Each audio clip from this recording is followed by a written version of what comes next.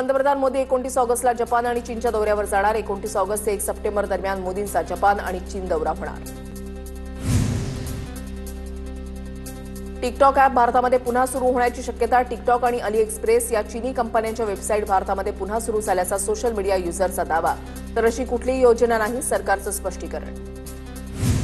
White हाऊसचे व्यापारी सल्लागार पीटर नवारोची भारताला धमकी। रशिया युक्रेन युद्धाला भारत जबाबदार असल्याचा पीटर नवारो यांचा आरोप। भारतावर 50% टॅरिफ 27 ऑगस्टपासून लागू होणार। राष्ट्रपती द्रौपदी मुर्मूंकडून promotion and regulation of online gaming bill 2025ला मंजुरीमुळे विधेयकाचं कायद्यामध्ये रूपांतर। कोल्हापूरच्या सिद्धार्थनगरमध्ये 2 गटांमध्ये वाद, काही काळ तणावाची स्थिती, काही गाड्यांची तोडफोड, पोलिसांचा मोठा बंदोबस्त तैनात। मुंबई महानगरपालिकेसाठी 227 वॉर्ड निश्चित। 4 सप्टेंबरपर्यंत हरकती सूचना देण्याचा कार्यक्रम जाहीर। प्रारूप प्रभागांच्या भौगोलिक सीमा प्रसिद्ध करण्यासाठी आणि त्यावर हरकती आणि सूचना मागवण्यासाठी कार्यक्रम जाहीर। मुख्यमंत्री फडणवीसांच्या वर्षा निवासांनी महत्वाची बैठक संपन्न। मुख्यमंत्री फडणवीस, शिंदे, अजित पवारांमध्ये तब्बल 1.5 तास चर्चा। गणेशोत्सव, महायुती समन्वय विषय आणि महामंडळाच्या वाटपावर चर्चा झाल्याची माहिती। मराठा उपसमितीच्या अध्यक्षपदी राधाकृष्ण विखे पाटलांची वर्णी। जरांगेंच्या आंदोलनापूर्वी राज्य सरकारकडून मराठा उपसमितीचं पुनर्गठन। 12 सदस्यांमध्ये चंद्रकांत पाटील, शंभूराज देसाईंसह कोकाटेंचाही समावेश। मतदार याद्यांबाबत आमचा अभ्यास सुरू। 2-3 आठवड्यामध्ये निवडणूक आयोगाला पुरावे देणार, शरद पवारांची माहिती। पृथ्वीराज चव्हाणांच्या पुतळ्याचे 3 ठिकाणी मतदान, भाजपचा आरोप, तर खरे वोट चोर कोण हे आता राहुल गांधींनीच सांगावं, फडणवीसांचा हल्लाबोल। प्रफुल्ल पटेल यांनी फडणवीसांची वर्षावर भेट घेतली। प्रफुल्ल पटेल आणि फडणवीसांमध्ये अर्धा तास चर्चा। दोघांमधील चर्चेचा विषय गुलदस्त्यात। सीपी राधाकृष्णन यांना पाठिंबा देण्यासाठी फडणवीसांची विनंती, मात्र ते आमच्या विचारांचे नाही, तसा पाठिंबा देणं शक्य नाही। शरद पवारांकडून भूमिका स्पष्ट। शरद पवारांना 5 वर्ष आणि राहुल गांधींना 2.5 वर्षांसाठी पंतप्रधान बनवण्याचा सल्ला मी सोनिया गांधींना दिला होता। रामदास आठवलेंचा गौप्यस्फोट। मनसेनेते अमित ठाकरे आज आशिष शेलार यांची भेट घेणार। आज सकाळी 9 वाजता अमित ठाकरे आशिष शेलार यांची भेट घेणार। यापूर्वी राज ठाकरेंनी घेतली होती मुख्यमंत्री देवेंद्र फडणवीसांची भेट। बैलपोळ्यांसारख्या सणांच्या विरोधात शहरी नक्षलवादी भूमिका घेऊ शकतात। वर्ध्यामधल्या कार्यक्रमात आशिष शेलारांचं वक्तव्य। आरएसएस प्रतिबंधित संस्था आहे का? कुणी आरएसएसच्या कार्यक्रमाला गेल्यावर अखंड तांडव कशाला? सुनेत्रा पवारांनी संघाच्या कार्यक्रमाला लावलेल्या उपस्थितीवर मुख्यमंत्री फडणवीसांची प्रतिक्रिया। माझ्या मतदारसंघामध्ये मतचोरीचा प्रकार झाला असेल, मतचोरीच्या मुद्द्यावरून रोहिणी खडसेंनी व्यक्त केला संशय। सुहास सामंतांनी ठाकरेंच्या बेस्ट कामगार सेनेच्या अध्यक्षपदाचा राजीनामा दिला। राजीनाम्यानंतर प्रसाद लाड यांची सामंतांवर टीका, कारण पराभवाचं की 24 कोटींचा हिशोब मातोश्रीला न देण्याचं लाड यांनी ट्विट करत डिवचलं। पालकमंत्रीपदाबाबत मत व्यक्त करण्याचा अधिकार सर्वांना, मात्र मुख्यमंत्री फडणवीस अंतिम निर्णय घेतील। नाशिकच्या पालकमंत्रीपदाबाबत अजित पवारांकडून स्पष्ट। शिवसेना मंत्री भरत गोगावलेंचा निर्णय वादाच्या भोवऱ्यात। आपल्याच मतदारसंघातील 2 जिल्हा परिषद शिक्षकांची गोगावलेंकडून पीएम म्हणून नियुक्ती।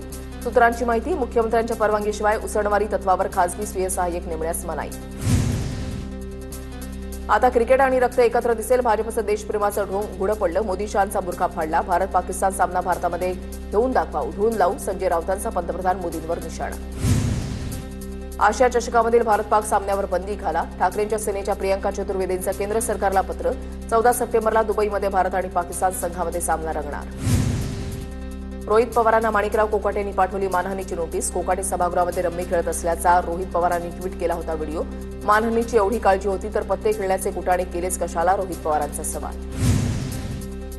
माजी आमदार शिरीष चौधरी शिवसेना शिंदे गटामध्ये प्रवेश करणार। चौधरी जळगावच्या मळनेर मतदारसंघातून 2019 मध्ये आमदार झाले होते। चौधरी यांच्यामुळे नंदुरबार नगरपालिकेच्या निवडणुकीवर देखील परिणाम होणार। निवेदन देण्यासाठी आलेल्या कामगारांना भेटण्यासाठी अजित पवारांनी वेळ दिला नाही। दलित युथ पॅन्थर संघटनेचे अध्यक्ष विनोद गायकवाड यांचा आरोप। हनी ट्रॅप प्रकरणातील प्रफुल्ल लोढा पोलिसांच्या ताब्यात। पिंपरी चिंचवड पोलिसांची मोठी कारवाई। प्रफुल्ल लोढाची पोलिसांकडून चौकशी सुरू। आरएसएसच्या वतीनं 2 ऑक्टोबरला विजयादशमी उत्सव। नागपूरच्या निशिभागेमध्ये कार्यक्रमाचं आयोजन।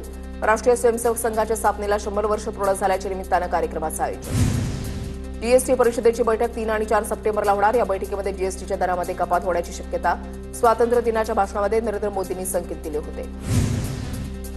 केंद्र सरकारी कर्मचाऱ्यांसाठी आनंदाची बातमी। गणपती उत्सवानिमित्त ऑगस्ट महिन्याचा पगार 26 ऑगस्टला मिळणार। गणेश चतुर्थीच्या आदल्या दिवशी पगार देण्याची केंद्राकडून घोषणा। विदर्भामध्ये आज साजरा होणार तान्हा पोळा। नागपूरच्या बाजारामध्ये 8 फूट उंच आणि 5 फूट लांबीचा 4,71,000चा लाकडी बैल विक्रीसाठी दाखल। बैलाला पाहण्यासाठी मोठी गर्दी। जॉली एलएलबी 3 विरोधात सेन्सॉर बोर्डासमोर तक्रार. मुंबई उच्च न्यायालयाचे वकील आशिष राय आणि पंकज मिश्रा यांची तक्रार. सिनेमातील संवाद आणि दृश्य न्यायव्यवस्थेच्या प्रतिष्ठेवर हल्ला करणारी असल्याचा तक्रारदात्यांचा दावा. पुण्यामधल्या हॉटेल, पब, रेस्टॉरंट्सचं शिस्तीचं पालन करण्यासाठी पुणे पोलिसांकडून समिती स्थापन. कायदा सुव्यवस्था राखण्याचे संबंधित आस्थापनांना निर्देश. नियमांचं पालन न करणाऱ्या आस्थापनांवर कारवाई करणार. धुळे जिल्ह्यामध्ये 11 जणांना गोवरची लागण. 38,000 बालकांची तपासणी. गोवरच्या साथीवर नियंत्रण मिळवण्यासाठी प्रयत्न सुरू. 2 दिवसांमध्ये 4 बालकांना गोवरची लागण. त्यांच्यावर उपचार सुरू. लाडकी बहीण योजनेचा लाभ घेतलेल्या सरकारी कर्मचाऱ्यांवर कारवाई होणार. नंदुरबार जिल्हा परिषदेच्या 1183 महिला कर्मचाऱ्यांची यादी शासनाकडे पाठवली. लाभ घेतलेल्या महिला सरकारी कर्मचाऱ्यांवर शिस्तभंगाची कारवाई होणार. जळगावमध्ये मुस्लिम कारागीर घडवतोय गणेश मूर्ती. मुस्लिम कारागिराचं रंगकाम करतानाचा व्हिडिओ व्हायरल. रहीम शेख असं गणेश मूर्तींना रंगकाम करणाऱ्या कारागिराचं नाव. मागील 40 वर्षांपासून करतायत काम. नाशिकमध्ये शाडूच्या मूर्ती बनवण्याचा विक्रम. 120 शाळांमध्ये तब्बल 16,000 विद्यार्थ्यांनी बनवल्या मूर्ती. विक्रमाची इंडिया बुक ऑफ रेकॉर्डमध्ये नोंद. अहिल्यानगरमधल्या राजूरच्या कारागिरांमध्ये गणेश मूर्ती बनवण्याची लगबग. कच्च्या मालाच्या किमतीमध्ये 20 ते 25% वाढ झाल्यानं गणेश मूर्ती महागणार. मूर्तीकारांची माहिती. पंढरपुरातील चंद्रभागा नदीकडे जाणारे सर्व घाट पाण्याखाली. नदीकाठच्या 250 कुटुंबांचं स्थलांतर. शेती पिकांचं नुकसान. उजनी आणि बीर धरणातून 1,95,000 क्युसेकनं विसर्ग सुरू. नदी धोकादायक पातळीवर. गोंदियाच्या पुजारी टोला धरणाचे 6 दरवाजे 1 फूट उंचीने उघडले. 5,237 क्युसेकनं नदी पात्रामध्ये विसर्ग. नदीकाठच्या गावांना सतर्कतेचा इशारा. सोमनाथ सूर्यवंशी प्रकरणामध्ये पोलीस महासंचालक रश्मी शुक्ला यांच्याकडून एसआयटी स्थापन करण्याचे आदेश. औरंगाबाद उच्च न्यायालयानं दिले होते. एसआयटी स्थापन करण्याचे आदेश. सुधीर गिरमेट हे एसआयटीचे अध्यक्ष असणार. छत्रपती संभाजीनगरमध्ये ढोल वाजवण्याच्या कारणावरून हाणामारीमध्ये धारदार शस्त्रांचा वापर. एकाचा मृत्यू, 2 जण गंभीर जखमी.